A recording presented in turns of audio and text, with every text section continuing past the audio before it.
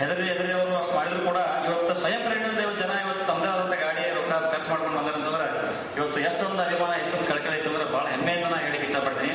ಆ ಕಾರಣಕ್ಕಾಗಿ ಇವತ್ತು ಹಣ ಬಂದು 1 ಕೋಟಿ ರೂಪಾಯಿ ಒಂದು ತಿಂಗಳಾಯ್ತು 2 ತಿಂಗಳಾಯ್ತು, ಅದ್ರ ಬಗ್ಗೆ ಏನ್ ಮಾಡಬೇಕು, ರೊಕ್ಕ ಬಳ್ಳಿ ಹೊತ್ತು ಏನೋ ಅದು ಗೊತ್ತಿಲ್ಲ. ಬಹುಶಃ ಇನ್ನೊಂದು ವಾರ ದಿವಸ ಅದು ರೊಕ್ಕ ಬಳ್ಳಿ ಹೋಗೋದು ಅನ್ಸುತ್ತೆ. ಅದಕ್ಕೆ ಬಹುಶಃ ಯಡಿಯೂರಪ್ಪನವರು ಇವರು ಜಗಳಾಡಿ ರೊಕ್ಕ ಬೆಳ್ತಾರಲ್ಲ 1 ಕೋಟಿ ಕೊಡೋದು ಟ್ರೈನಿಗೆ 1 ಕೋಟಿ ಕೊಟ್ಟು. ಆ ಕಾರಣಕ್ಕಾಗಿ ನನ್ನ ಸನ್ಮಾನ್ಯ ಅರವಿಂದ್ ಕಟ್ಟಿಗೆಯವರು ನಮ್ಮ ಧಾರವಾಡ ಜಿಲ್ಲೆಯಲ್ಲಿ ಎಲ್ಲಾ ಟ್ರಸ್ಟಿಗಳು ಧಾರವಾಡ ಜಿಲ್ಲೆ ಇರೋದ್ರಿಂದ ನಿಮ್ಮನ್ನ ನಾವು ವಿನಂತಿ ಏನ್ ಮಾಡ್ತೇವೆ ಅಂದ್ರೆ, ಶ್ರೀಕಂಠಗೌಡರು ನೀವು ಒಂದು ದಿವಸ ಟೈಮ್ ಫಿಕ್ಸ್ ಮಾಡಿಕೊಂಡು ಎಲ್ಲಾ ಟ್ರಸ್ಟಿಗಳು ಕರೆದು ಹಣ ಬಂದಿರ್ತದೆ ಕಟ್ತಿರೋ ಏನೋ ವಾಪಸ್ ಕೊಡ್ತಿರೋ ಅಂತ ಕೇಳಿದ್ರೆ ಕಟ್ಟೋದು ಅದಕ್ಕೆ ಒಂದು ಸಿದ್ಧತೆ ಮಾಡ್ಕೊಡ್ರಿ. ಮಠ ಅಂದ್ರೆ ಸ್ವಾಮಿಗಳಿಗೆ ಐಷಾರಾಮಿ ಮಾಡ್ಕೊಂಡು ಅವ್ರು ಇರ್ಬೇಕನ್ನೋರಲ್ಲ ಪಾಪ ಅವ್ರ ಸ್ವಾಮಿಗಳು. ಅವ್ರ ಸಮಾಜದ ಹುಟ್ಟಿದ ಮೇಲೆ ಸಮಾಜಕ್ಕೆ ಒಂದು ಏನಾರ ಗಣ ತಿಳಿಸ್ಬೇಕಂತ ಹೇಳಿ ಸ್ವಾಮೀಜಿಗಳಿಗೆ ನಮ್ಮ ಪುಣ್ಯನ ಸೌಭಾಗ್ಯ ಅಂತ ಎಲ್ಲ ಕಡೆ ಹೇಳ್ಕೊಂತಾರೆ. ಇಂಥ ಒಂದು ಸ್ವಾಮಿಗಳು ಸಿಕ್ಕಿದ್ರೆ ನಮ್ಮ ದುರ್ದ ಸೌಭಾಗ್ಯ. ಯಾಕಂದ್ರೆ ಎಲ್ಲಾ ಇವತ್ತು ರಾಜ್ಯದ ಎಲ್ಲಾ ಇವತ್ತು ಮೀಡಿಯಾದಲ್ಲಿ ನೋಡ್ತಿರ್ತೀವಲ್ಲ, ನಮ್ಮ ಜಾತಿಯವರಿಗಿಂತ ಇತರ ಜಾತಿಯವರು ಬಹಳ ಹೋಗ್ತಾರೆ. ಏನೋ ನಿಮ್ಮ ಸ್ವಾಮಿಗಳು ಎಷ್ಟು ಇದಾದ್ರು, ಎಷ್ಟು ಬಸವತತ್ವ ಎಷ್ಟೊಂದು ಇದಾದ್ರು. ಇಂಥ ಒಂದು ಸ್ವಾಮಿಗಳು ನಾವು ಅವ್ರನ್ನ ಎತ್ತರ ಮಟ್ಟಿಗೆ ನಾವು ಅವ್ರು ಬೇದಾಗ ಅವ್ರ ಕ್ರೆಡಿಟ್ ನಮಗೆ ಸಿಗ್ತಿದ್ವಿ, ನಮಗ್ ಗೌರವ ಸಿಗ್ತಿದ್ವಿ. ಇಲ್ಲ ಅಂತಂದ್ರೆ ನಮ್ಗೆ ಯಾರಿಗೂ ಇದರಿಂದ ಲಾಭ ಲಕ್ಷಣಕ್ಕಿಂತ ನಾವು ಸ್ವಾಮಿಗಳನ್ನ ನೋಡ್ಬೇಕು. ಇಲ್ಲೇ ಮನೆಗೆ ಕೂತಾರ ಮನೆ 5 ದಿನ ತೊಂಬರಿದವ್ರೆ ಹಂಗ ಅಡ್ವಾನ್ಸ್ ಬರೀ ಈಗ ನಾವು ನಿನ್ನೆ ಹೇಳಕ್ಕಂತಂದ್ರೆ ಯಾರಿಗೂ ಸಮಯ ಇಲ್ಲ. ನಾವೇನ್ ಮಾಡ್ತೇವೆ ಅನ್ನೋದನ್ನ ಖಾತರದಿಂದ ಜನ ನೋಡ್ತಾ ಇದ್ದಾರೆ ರಾಜ್ಯದಲ್ಲಿ.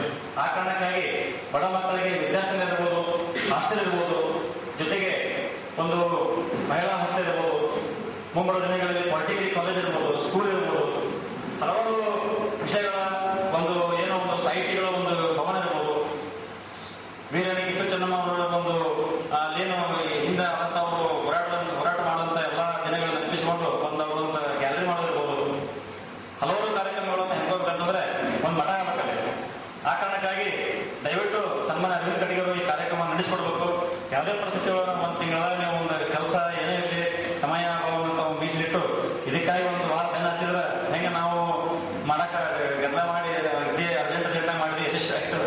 ಹಂಗೆ ಒಂದು ಮಠಕ್ಕೆ ಅಡಿಗೆ ಹಾಕಿದ್ವಿ ಎಂತ ರೊಕ್ಕ ಬಂತು ಹೊಳ್ಳಿ ಹೋತು ಅನ್ನೋದಕ್ಕಿಂತ ಸಮಾಜಕ್ಕೆ ಒಂದು ಬರೆಯ ಪ್ರಶ್ನೆ ಐತಿ.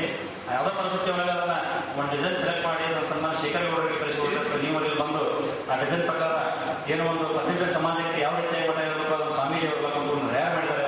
ಮಕ್ಕಳು ನಮ್ಮ ಲಾಡಿನವರು ಇರ್ಬೋದು, ಹಲವರಿಗೆ ಇದ್ದಂತ ಎಲ್ಲಾ ವೇದಿಕೆ ಮೇಲೆ ಇದ್ದಂಥವ್ರು ಬಹಳ ಹೆಮ್ಮೆಯಿಂದ ನನಗೆ ಇದಾಯ್ತು. ಆ ಕಾರಣಕ್ಕಾಗಿ ಇದು ಎಲ್ಲಿ ಮಠ ಈ ಅಭಿನಂದನ ಸಮಾರಂಭದ ಬಗ್ಗೆ ಜೋಗಾರ ಅಂತಂದ್ರೆ ನನಗೆ ಮುದ್ದತ್ ಯಾವಾಗೈತ್ರಿ ಅಂತ ಹೇಳಿ ಸ್ವಾಮಿಗಳು ಫೋನ್ ಮಾಡಿ ಕೇಳೋರು. ನನ್ನ ಮಕ್ಕಳು ಮುದ್ದತ್ ಅಂದ್ರೆ 5 ಸಲ ಕ್ಯಾನ್ಸಲ್ ಆಗಿ 6ನೇ ಸಲ ಇವತ್ತು ನಾವು ಕೊಡಿದ್ವಿ. ಅದಕ್ಕೆ ಮುದ್ದತ್ ಕುಳಿತು ಬಂದ್ರೆ ಇದು ಮಾಡ್ತೀವಿ ಅಂತ ಹೇಳಿ ಸ್ವಾಮಿಗಳಿಗೆ ಕೇಳಿ ಅವ್ರಿಗೂ 4 ಜನ ಕೇಳೋರು. ಇವತ್ತು ನನಗೆ ಮುಂಜಾನೆ 5 ಗಂಟೆಗೆ ಫೋನ್ ಮಾಡಿ 5 ಕರೆ ಅಂತ ರಾತ್ರಿ ನಮ್ಮ ಗಾಡಿ ಸಾಹೇಬ್ ಫೋನ್ ಮಾಡಿ ನಾವು ಟ್ಯಾಕ್ಸಿ ಮಾಡ್ಕೊಂಡು ಕರೆ 5 ಅನ್ನೋ ಮಟ್ಟಕ್ಕೆ ನಮ್ಮ ಒಬ್ಬರಿಗೆ ಅಷ್ಟು ಮಜಾಕ ಆಗ್ಬಿಡುತ್ತೆ. ಯಾಕಂತಂದ್ರೆ ನಮ್ಮಲ್ಲಿ ಸಮಯ ಐದು ಕೊಡ್ತಕ್ಕಂಥ ಜನನೂ ಅಂತವ್ರನ್ನ ದೇಣಿಗೆ ರೂಪದಲ್ಲಿ ಮಠ ಕಟ್ಟಬೇಕು. ಪ್ರತಿ ವರ್ಷ ನಾವು ಸಮಾವೇಶ ಮಾಡಬೇಕು. ಸಮಾವೇಶ ಮಾಡೋದ್ರಿಂದ ಸಮಾಜದ ಜಾಗೃತಿ ಜೊತೆಗೆ ಸರ್ಕಾರದ ಸೌಲಭ್ಯಗಳು ಸಿಗ್ತಾವೆ. ಆರ್ಥಿಕವಾಗಿ, ಶೈಕ್ಷಣಿಕವಾಗಿ, ರಾಜಕೀಯವಾಗಿ ಒಂದು ಪ್ರಾಬಲ್ಯವನ್ನು ನಾವು ಮರಿತೀವಿ. ಏನೋ ಒಂದು ಹಿಂದೆ ರಾಮಕೃಷ್ಣ ಇದ್ದಾಗ 42 ಜನ ಶಾಸಕರು ನಮ್ಮ ಸಮಾಜದಲ್ಲಿದ್ರು, 5 ಜನ MP ಇದ್ರು. ಇವತ್ತು ಕೇವಲ 17 ಜನಕ್ಕೆ ಬಂದೆ ನಾವು. ಆ ಕಾರಣಕ್ಕಾಗಿ ನಾವು ಮತ್ತೆ 42 ಬಿಟ್ಟು 43 ಆಗ್ಬೇಕಂತಂದ್ರೆ ನಾವೆಲ್ಲರೂ ಸ್ವಾಮಿಗಳು ಶಕ್ತಿ ಕೊಟ್ಟಿದ್ದಾರೆ, ನಾವು ಆಗ್ತೀವಿ. ಆದ ಕಾರಣ ಯಾವುದೇ ಪರಿಸ್ಥಿತಿ ಒಳಗ ಇಂಥ ಒಂದು ಸಮಾಜ ಸಂಘಟನೆಯಲ್ಲಿ ರಾಜಕೀಯ ಬೆಳೆಸದೆ ಅವನ್ನ ಯಾಕೆ ಕರೆದ್ರೆ ಇವನ್ನ ಯಾಕೆ ಕರೆದ್ರೆ ದ್ವೇಷ, ಅಹಂಕಾರ, ಸಿಟ್ಟನ್ನು ಬದಿಗೆ ಹೊತ್ತಿ ಈಗ ನಾವು ಅಟ್ಲೀಸ್ಟ್ ಒಂದು 20 ವರ್ಷದಿಂದ ನಾವು ಹೋಗ್ತಾ ಇದ್ದೇವೆ ಅಂತಂದ್ರೆ ಕಂಪ್ಯೂಟರ್ ಇವಾಗ ನಾಳೆ ಏನ್ ಮಾಡ್ಬೇಕಂತ ವಿಚಾರದಾಗ ನಾವು ಹೋಗಕ್ ಹೊರತು ಒಬ್ಬರ ಬಗ್ಗೆ ಒಂದು ಅಹಂಕಾರವಾಗಿ ಮಾತಾಡಿ ಅವ್ನು ದ್ವೇಷ ಮಾಡಿ ಮತ್ತೊಬ್ಬರನ್ನ ಪ್ರೀತಿಯಿಂದ ನಾವು ಕಂಡು ನಾವು ಸಮಾಜ ಕಟ್ಟೋಣ.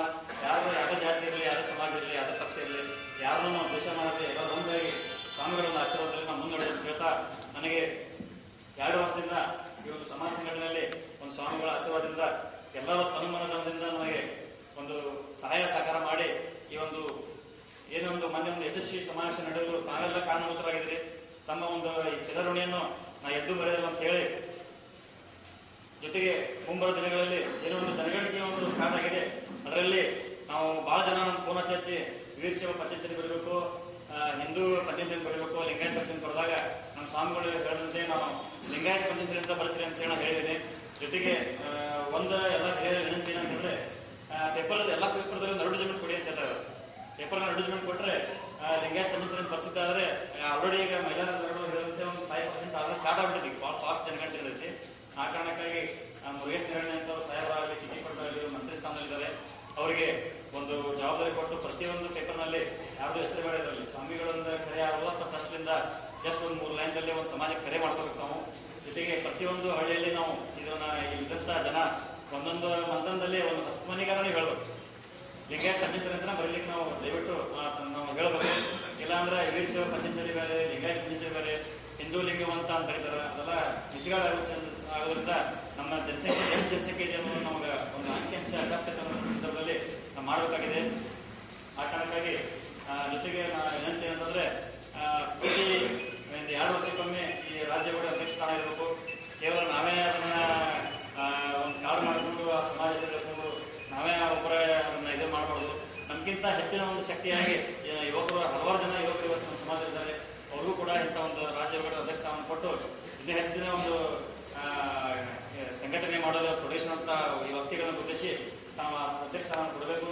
ಅದನ್ನ ರಾಷ್ಟ್ರೀಯ ಅಧ್ಯಕ್ಷರಿರ್ಬೋದು ಅಥವಾ ಯುವ ಘಟಕ ಅಧ್ಯಕ್ಷರಿರ್ಬೋದು 2 ವರ್ಷಕ್ಕೆ ಅದನ್ನ ಅವಧಿನ ಮುಟ್ಟಕ್ಕೆ ಘೋಷಿಸಿದ್ರೆ ಮತ್ತೊಬ್ಬರಿಗೆ ಅವಕಾಶ ಇದೆ. ಅಂದ್ರೆ ಒಂದು ಅವ್ರಿಗೂ ಹುರುಪು ಬರ್ತೈತಿ. ಹಿಂದೆ ನಾವು ಹೆಂಗ್ ಮಾಡಬೇಕು ಅಂದ್ರೆ ನಾವು ಕೂಡ ಮುಂದೆ ಮಾಡ್ಬೇಕನ್ನುವಂತ ಅವರಲ್ಲಿ ಛಲ ಬರ್ತೈತಿ.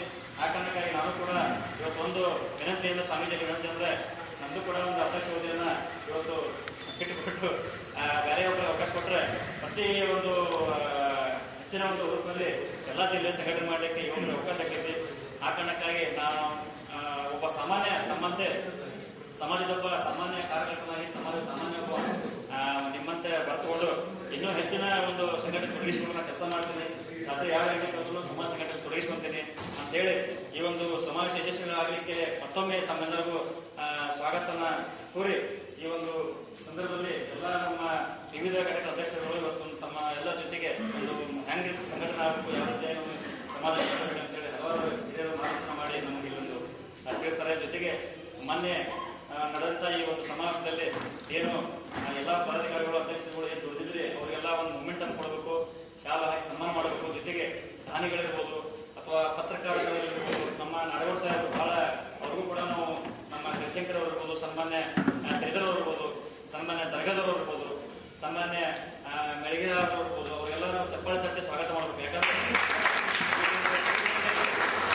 ಏನೊಂದು ಸಮಾಜದ ಬಗ್ಗೆ ಒಂದು ರಾಜ್ಯ ಮಟ್ಟದಲ್ಲಿ ಬೆಳಕಿಗೆ ತರಬೇಕಂತಂದ್ರೆ ಇವ್ರ ಮೂಲ ಕಾರಣ ಅಂತ ಸಂದರ್ಭ ಕೇಳಬೇಕು ಇಚ್ಛೆ ಪಡ್ತಾರೆ.